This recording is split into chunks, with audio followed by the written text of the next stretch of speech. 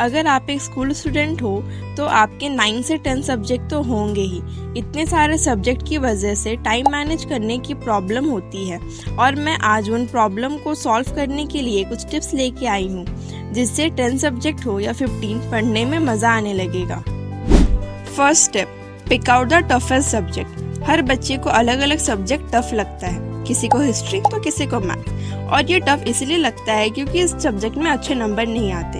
पर आप खुद सोचो, आप इन टफ सब्जेक्ट को कभी पढ़ोगे ही नहीं तो आपको ये याद कैसे होगा। आपको अपने टफ सब्जेक्ट को सेलेक्ट करना है और उसे डेली पढ़ना है। डेली पढ़ोगे तो you will begin to find that this subject is easy, trust me. Second tip, select your free time. आप जितने भी टाइम स्कूल, ट्यूशन, खेलने में बिजी रहते हो उनको हटा दो और देखो आपके पास कितना टाइम बच रहा है। मान लेते हैं आपके पास 4 घंटे बचते हैं तो आप उन 4 घंटों को 3 पार्ट में डिवाइड कर लो। थर्ड टिप, डिवाइड करने के बाद अपने सारे सब्जेक्ट की लिस्ट बनाओ और उसमें से हर दिन उन बचे 4 आवर्स में 3 सब्जेक्ट पढ़ो। अब ऐसा मत कर देना कि एक ही दिन में बायो, केमिस्ट्री, फिजिक्स कर ली। एक सब्जेक्ट इजी रखो, एक हार्ड और एक मीडियम। फॉर एग्जाम्पल, मेरे लिए सबसे टफ मैथ्स है और सबसे इजी इंग्लिश, तो मैं एक दिन में मैथ्स, इंग्लिश और हिस्ट्री पढ़ लूंगी। इससे मुझे मजा भी आएगा और स्टडी सेशन बोरिंग भी नहीं होगा। Fourth tip, revision. अगर ये कर लिया तो लाइफ सेट है। मेजॉरिटी स्टूडेंट ये नहीं करते। एक तो रिवीजन करने से डिमोटिवेट हो जाते जब पता चलता कि हमें तो कुछ याद ही नहीं है। पर ब्रो, तुम्हें एग्जाम में भी तो आंसर लिखना है। घर पे आंसर भूलोगे तो क्या, फिर से पढ़ लेना। पर अगर रिवीजन नहीं करोगे तो एग्जाम में अंडे ही मिलेंगे। देखो, इसमें एक ट्रिक है।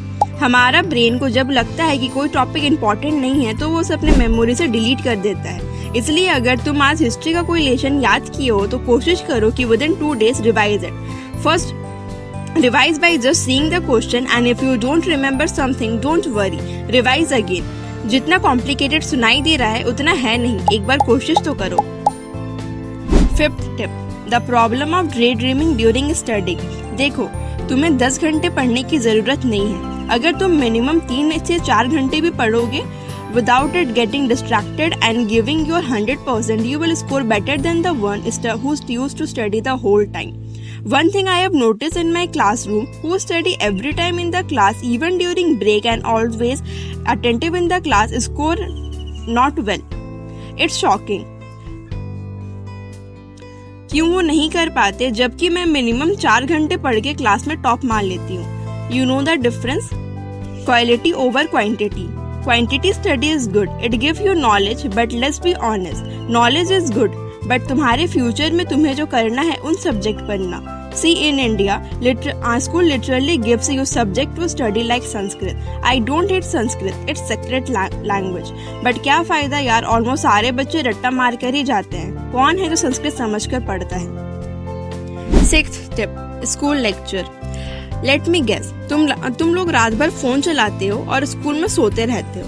यार थोड़ा तो एडवांटेजेस ले लो स्कूल का। By sleeping in lectures you are getting 1 step behind the student who listen the lecture. This make the work even easier क्योंकि आपको एक आइडिया मिल जाता है कि चैप्टर है किस चीज के बारे में। तो आज से no more sleeping in class, बस लेक्चर को सुनो और इंटरेस्ट दिखाओ तो फिर खुद इंटरेस्ट आने लगेगा। हिस्ट्री में बच्चे सोते रहते हैं पर एक बार इंटरेस्ट तो लेके देखो, माइंड में पिक्चर बनाओ कि वार कैसे हुआ होगा, फिर हिस्ट्री से अच्छा सब्जेक्ट नहीं मिलेगा।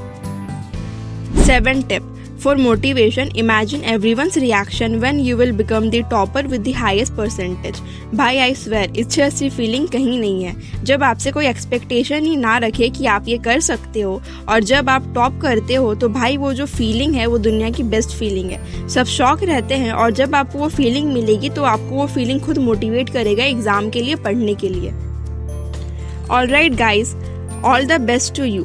Don't forget me after you become the next topper of your class. If you have anything which is disturbing you from studying, drop the thing in comment. I will try my best to give you the best advice which will work for you. Don't wait for the result first. Always keep hard work in first position. वो श्री कृष्ण कहते हैं ना कि कर्म करते जाओ, फल की चिंता मत करो।